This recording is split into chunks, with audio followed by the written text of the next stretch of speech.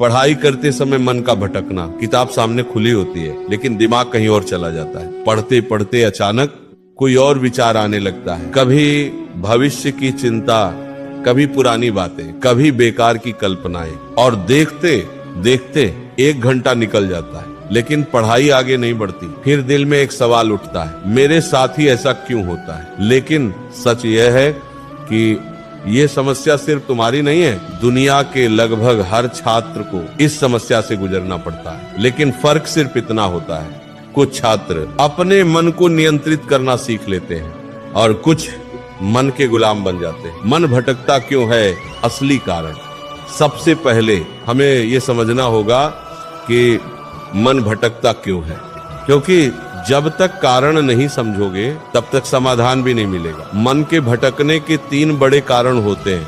पहला कारण लक्ष्य का स्पष्ट न होना। जब इंसान को यही नहीं पता होता कि वो क्यों पढ़ रहा है तो उसका मन पढ़ाई में टिक नहीं सकता।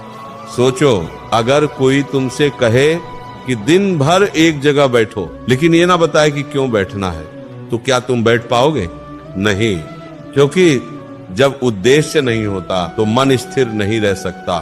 इसी तरह अगर छात्र को ये स्पष्ट नहीं है कि वो पढ़ाई क्यों कर रहा है तो मन बार बार भटकेगा।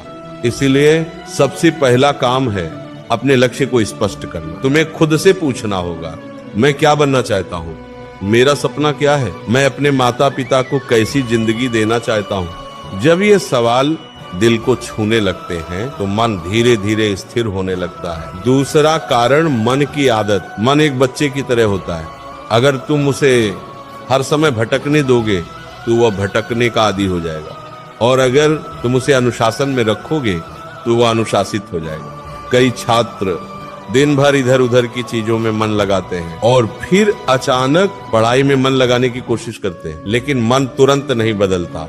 मन को भी समय और अभ्यास चाहिए। इसीलिए अगर तुम चाहते हो कि मन पढ़ाई में टिके तो तुम्हें धीरे धीरे मन को प्रशिक्षित करना होगा। तीसरा कारण कठिनाई से डर।